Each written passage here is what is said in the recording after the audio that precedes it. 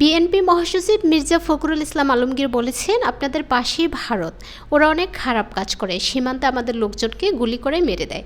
আমরা তাদের সঙ্গে ভালোভাবে প্রতিবেশীর মতো থাকতে চাই, কিন্তু আমাদের উপর যদি অন্যায় অত্যাচার হয় তার প্রতিবাদ আমরা জানাবো। বুধবার দুপুরে ঠাকুরগাঁওয়ের হরিপুর উপজেলার ঈদগাহ মাঠে উপজেলা বিএনপি আয়োজিত জনসভায় মির্জা ফখরুল এসব কথা বলেন।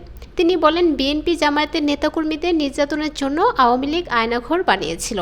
এই ভয়াবহ দানব ফ্যাসিবাদী হাসিনা সরকার ২০০০ মানুষকে খুন করেছে।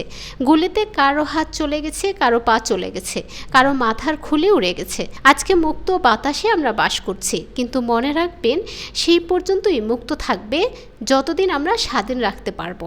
আমরা যদি আওয়ামী লীগের মতো শুরু করি, তাহলে কি আমরা থাকতে পারবো? আমাদেরও একই রকম দশা হবে। বিএনপি নেতাকর্মীদের কাছে অনুরোধ, আপনারা নিজেদের মানুষের কাছে নিজেকেই প্রিয় বানান, কারো উপর অন্যায় অত্যাচার নির্যাতন করবেন না। উপস্থিত নেতাকর্মীদের উদ্দেশ্যে মির্জা ফখরুল বলেন, দেশে যে বিজয় অর্জন হয়েছে, সেই বিজয় কিন্তু নষ্ট হতে দেবেন না।